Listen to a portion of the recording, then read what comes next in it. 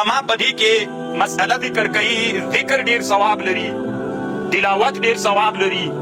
درود ډېر ثواب لري، که دعا ډېر ثواب لري. علامه بدرالدین العینی رحمه الله، علامه بدرالدین العینی یو کتاب جوړ کړی العلم الهیب على کلم الطیب، چې دا یو مشهور متن د احادیثو کې په ذکر کې کلم الطیب دا د علامه شیخ الاسلام ابن تیمیه کتاب ده. په دې کتاب باندې علامه بدرالدین العینی شرح کړي العلم الهیب على فی شرح کلم الطیب. نو دې کتاب کې علامه بدرالدین العینی رحمه الله لیکلي دي تر ټولو نه افضل څوک ده تلاوت د قرآن تلاوت ډېر ثواب لري تر ټولو نه، او د دې لپاره یې دلایل راوړي. دویم بیا ګوره تلاوت له ذکر له درود له دعا د ټولو نه ډېر فضیلت څوک لري تلاوت. له دې نه وروسته مرحله چې ده بیا ذکر ډېر ثواب لري، ذکر چې ده دا له دعا نه هم ډېر ثواب لري، له تسبیح او له تهلیل نه هم ډېر ثواب لري. دویمه مرتبه بیا د ذکر ده، او بیا صلات علی النبی ده صلی الله علیه وسلم، او بیا دعا ده. خو یوه خبره دلته شته، ذکر دا تلاوت افضل ده په ټولو باندې، خو دا هلته چې هغه اذکار و تسبیحات و درودونه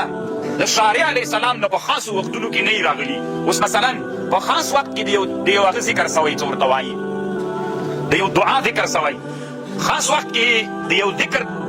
باندې تحدید ډېروالی سوی، د یو تسبیح د تهلیل د دې شیانو اهتمام سوی ده، دا بیا له چا نه افضل دي، دا له تلاوت نه بیا افضل دي. ګوره علی العموم تلاوت افضل ده، خو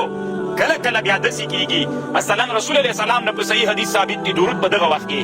ذکر په دغه وخت کې، دعا په دغه وخت کې، هلته بیا دغه شیان چې د شارع نه نقل شوي په دغه وخت کې بیا تلاوت افضل ده که دغه ذکر، دغه وخت کې درود افضل ده که دغه ذکر، دغه وخت قرآن، دغه وخت کې تسبیح بهتر ده که مثلا مثال به وي اوس په رکوع کې د شارع نه څوک راغلی تسبیح، د شارع نه څوک راغلی تسبیح، په رکوع کې قرآن ویلل حتی مکروه د طالبانو علما وایي. خبر باندې پوه شولئ. اوس طواف د بیت الله نه چې کوې، طواف د بیت الله کې به دعا کوي که د قرآن تلاوت به کوې، هلته د شارع نه دعاوې راغلي دي، حتی بعضې علما وایي چې دلته د قرآن تلاوت مکروه ده، ځکه هلته دعا د شارع نه راغلې ته به هلته دعا کوې، ځکه دا هغه ځای ده چې الله عز وجل د سړي دعا قبلوي. نو دا یوه مسئله شوله. ذکر چې کله ته د قرآن تلاوت اکثار به کوې، ډېروالی به کوې، له ټولو هغه ذکر نه، له تسبیح نه، له دعا نه، له درود نه، له دې ټولو نه د قرآن تلاوت دا څوک ده دا افضل ده، ثواب یې ډېر ده. نو اوله مسئله دا شوله چې علامه بدرالدین العیني رحمه الله دلته په علم الهیب کتاب کې ذکر کړې ده یو. او بل دا د طالبانو ورونو قرآن ډېر تلاوت کوئ. امام قرطبي کتاب جوړ کړی التذکار فی افضل الاذکار. طالبانو دا علم دومره ډېر ده، ما سره خپله د التذکار کتاب ستا د امام قرطبي پرون مې راواخیست مې بېرته کېږده. سړی لیونی کوي ځکه دا هر کتاب چې راخلي خبرې دي پکې، او بیا خو ترجمه نه خلاصېږي. سړی ویره ټول کتاب هم دی جوړ د طالبانو التذکار بافضل الاذکار. افضل د اذکارو څوک ده؟ ویدو خو درته ومې ویلې که نه، قرآن ده، د قرآن تلاوت التذکار بافضل الاذکار چې قرآن د طالبانو. نو کله چې دا کتاب هغه کې کېښودلی وي په کتابخانه کې چې ورننوځې، طالبانو خو دې ته براعة الاستهلال وایي، طالبانو هم ویلې خو عملي نه کړل. براعة الاستهلال دې ته وایي چې مقدمه کې داسې عبارتونه راوړې چې هغې نه داسې معلومېږي چې دا کتاب په دې موضوع باندې دې ته څه وایو موږ براعة الاستهلال. مختصر کې مو دا خبر مولي صاحب کړې که نه. نو طالبانو ورونو کله کله کتابونو ته فکر کوئ، د کتاب نوم ته چې فکر وکړه هغه نوم کې براعة الاستهلال وي، سړی پوه کوي چې په کومه موضوع باندې بحث کوي. نو طالب کو ګوري سړي ته وایي دا کتاب په کومه موضوع کې جوړ ده، دا کتاب وایي په کومه موضوع کې جوړ ده. نو ضرورت څه ده ورته چې تا مختصر ویلی براعة الاستهلال الزواجر عن اقتراب الکبائر، یعنې ځان له کبیره ګناو نه وساته. خو دې نه معلومه شوه چې دې کتاب کې څوک ذکر کېږي کبیره ګناوې. التذکار بافضل الاذکار، براعة الاستهلال شی ده، سړی په دې پوه کوي چې څه شی پکې دي. الاتقان فی علوم القرآن، براعة الاستهلال پکې د طالبانو دا باب په تاسې کې کول ده. کتابخانې ته چې ننوتلی نو کتاب ته ګورئ چې دا کتاب په کومه موضوع کې جوړ ده، نوم ته یې وګورئ، نوم نه طالبانو استنباط کول کېږي. مولا نصیر الدین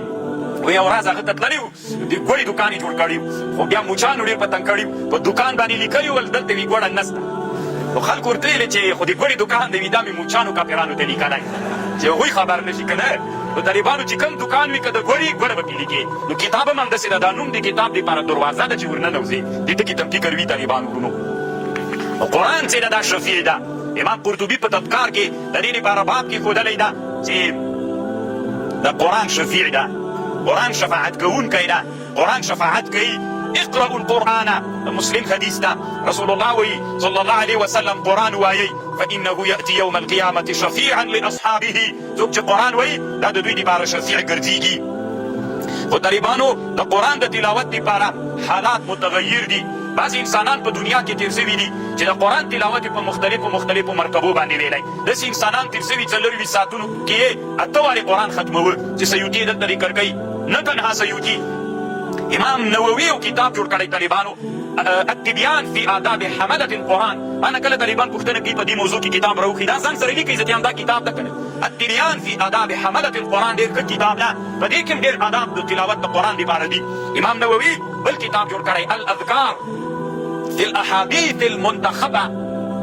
في الأذكار من أحاديث السيد الأبرار الأذكار في الأحاديث المنتخبة من سيد الأبرار دا په ذکرونو باندې جوړ کتاب د ډېر خوندور کتاب د نووي په دې باندې طالبانو شرح یو عالم کړی شافعي د 4 جلده شرح ده الفتوحات الربانية على الأذكار النووي ما سره دواړه سره ډېر ښه کتاب د طالبانو خوندور شیان پکې دي